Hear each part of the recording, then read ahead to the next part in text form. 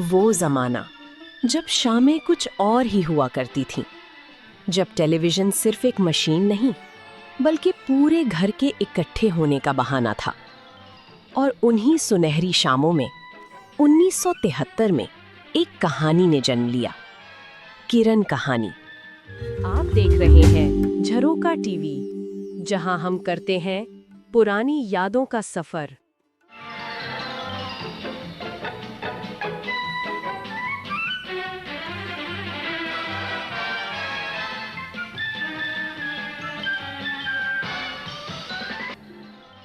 कुछ कहानियां खत्म नहीं होती, वो सिर्फ वक्त के दरीचों से गुजरकर यादों में बसी रहती हैं।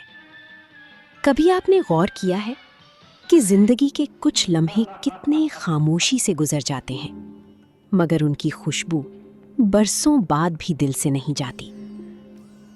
किरण कहानी भी ऐसी ही एक कहानी थी। शाम ढलते ही सहन में सन्नाटा और इंतजार फैल जाता था। एंटीना घुमाया जाता और फिर वो मानूस धुन सुनाई देती, जिसके साथ एक नई दुनिया खुल जाती थी। पीटीवी सिर्फ तफरीह नहीं था, ये तहजीब था, ये तरबियत थी और ये यादें बनाने का जरिया था। मसलन मैं नर्सिंग कर लूंगी, मैं मरीजों की देखभाल कर लूंगी, उनको दवा पिलाऊंगी, उनके बिस्तर ठीक करूंगी, कमरे साफ कर दूंगी, ऑपरेशन थिएटर में जो भी काम होगा वो कर लूंगी, आपका काम कर दूंगी, सबका काम कर दूंगी, आप जो भी काम कहेंगे, जो भी। देखो प्लीज। नहीं देखो, अभी किसी को अंदर नहीं भेजना और कह दो कि इंटरव्यू खत्म हो गए। उस वक्त ज्यादातर ड्रामे नॉवलों पर मबनी होते थे, मगर फिर एक इनकलाबी ख्याल आया, टीवी ड्रामे के लिए एक मुकम्मल असल स्क्रिप्ट लिखने का। और ये कलम था हसीना मोइन का। ये इस तरह ही टर्न करती है, देखिए आपने, ये इस तरह काम करता है, समझिए आप? Yes sir. आइए डॉक्टर, ये रिपोर्ट्स आप स्टडी कर लीजिए, उसके बाद ही मुझे रिपोर्ट्स बता दें। किरण एक हंसती हुई लड़की, मगर अंदर से एक बटी हुई शख्सियत। उसके दो नाम थे। माँ उसे किरण कहती थी, बाप उसे आशी बुलाता था।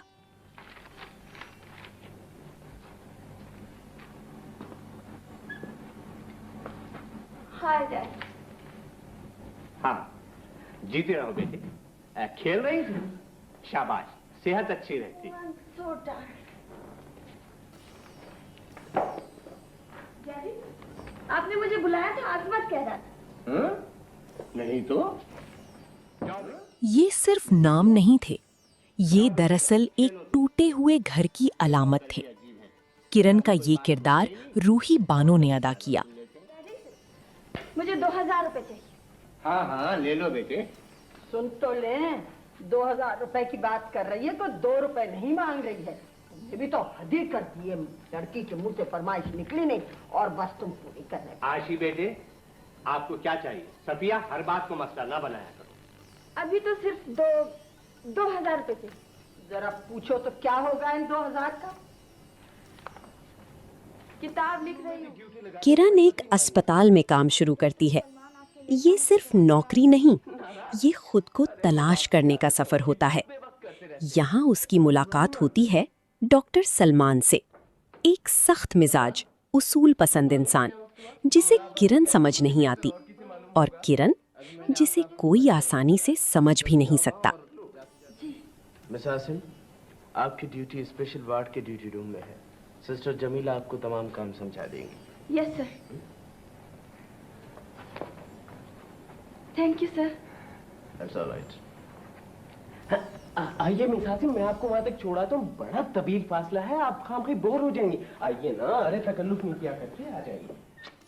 डॉक्टर सलमान का किरदार अदा किया था मंजूर कुरैशी ने। शुरू में सब कुछ मजाहिया है, छोटे छोटे झगड़े, गलत फहमियां और हल्की फुल्की नोक-झोंक। तो ये तुम थे? ये कहाँ से आया? मैं तो पूछती हूँ ये हलवा तुम्हारे पास कहाँ से आया? मगर आप कहते हैं कोई काम है? चोरी कब से शुरू कर दी? चोरी? लाहौल वाला आपको कम से कम ऐसी बातें नहीं करनी चाहिए। लेकिन तुम्हें हलवों की प्लेट का हाथ जरूर साफ करने चाहिए। मगर इन्हीं लम्हात में उनके दरमियान एक खामोश ताल्लुक जन्म ले रहा होता है। किरण की जिंदगी में एक दबाव घर से भी आता है। शादी के फैसले, खानदान की तवक्कुआत और अपनी मर्जी की जंग। मैं कह रहा था कि आशी एक गैर मामूली लड़की है जिसे खुदा ने बड़ी खूबियों से नवाजा है। अगरचे उसकी शख्सियत में कुछ पेचीदगियां हैं, मगर खामियों के मुकाबले में उसकी खूबियां दो चंद हैं। फिर तोते की तरह टांग टांग करने लगे। शादी करोगे उससे? पता ही नहीं। शादी? शादी के नाम पर मेंढक की तरह क्यों चलने लगे? शादी? आप मजाक तो नहीं कर रहे? यहाँ किरण पहली बार फैसला करती है कि वो अपनी जिंदगी खुद जिएगी।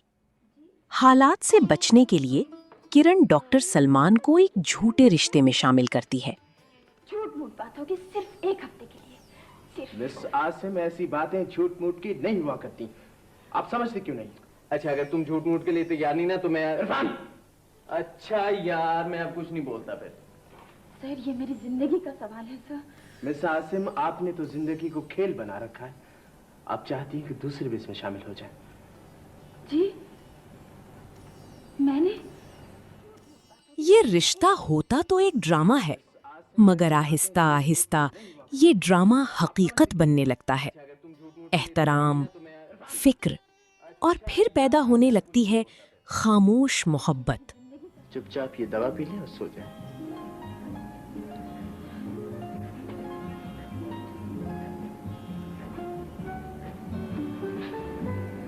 बड़ी मुश्किल से मिली।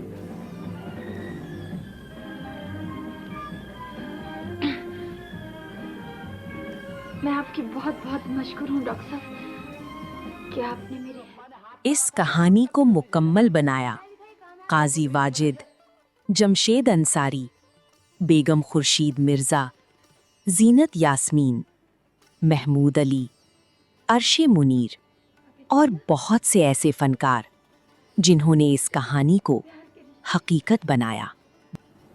बखुदा आप यकीन कीजिए डॉक्टर साहब, बड़ी बड़ी तशवीश की बात है। मिस आशी अपने कमरे में बिल्कुल बंद होकर रह गई हैं। वाकई ये बड़ी तशवीश की बात। लेकिन मैंने कुछ नहीं किया। आप यकीन कीजिए, मैंने तो बात तक भी नहीं। अरे अब तो लड़कियां मुंह भर भर के इनकार करती हैं। अस्तगफुरुल्लाह। अरे कभी हम भी जवान थे। जी हाँ। सूरज शक्ल में भी आदमी का बच्चा थे, मगर दिमाग ऐसा खराब नहीं था। जी माशाल्लाह, आप तो अब भी हजारों में एक हैं।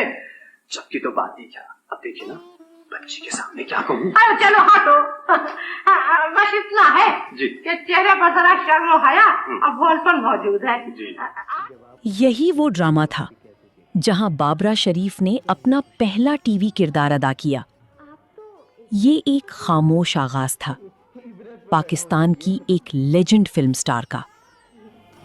हाँ चलिए ना। ओफो, छोड़िए, आप भी कुछ कम तो नहीं लग रहे। मैं आशी से जाके कहती हूँ इरफान साहब इतने बेमुरवत हो रहे हैं और ये कि जब आप उनसे कुछ कहें तो मेरी दुआएं भी कह दीजिएगा। खुदा उन्हें खुश रखे। अरे आप तो एकदम से संजीदा हो रहे हैं। इबरत पकड़ रहा हूँ। चलिए। किरण कहानी 10 अक़सात पर मुश्तमिल था। ये सिर्फ 10 अक़सात नहीं थीं, ये उस सुनहरे दौर की यादें थीं जो आज भी जिंदा हैं। अगर आपने ये ड्रामा देखा है तो आपकी यादों में इस ड्रामे का सबसे खास लम्हा कौन सा था? और अगर नहीं देखा तो क्या आप ऐसे क्लासिक दोबारा देखना चाहेंगे? कमेंट्स में अपनी राय का इजहार जरूर करें। कतई नहीं। आप जा कहाँ रहे थे? मैं वो नजर उतरवाने का सामान लेने जा रहा था। बहुत जरूरी है बाखुदा, बहुत जरूरी है। आप अपनी नजर उतारिएगा। अपनी नजर? पता ही नहीं। आखिर में वही एक छोटी सी गुजारिश, झरोका टीवी को सब्सक्राइब करें, वीडियो को लाइक और शेयर करें, बेल आइकॉन दबाएं ताकि ऐसी वीडियोस आप तक सबसे पहले पहुंच सकें। हमारे साथ जुड़े रहें। अगली सुनहरी याद के साथ फिर मिलेंगे। तब तक अल्लाह हाफिज।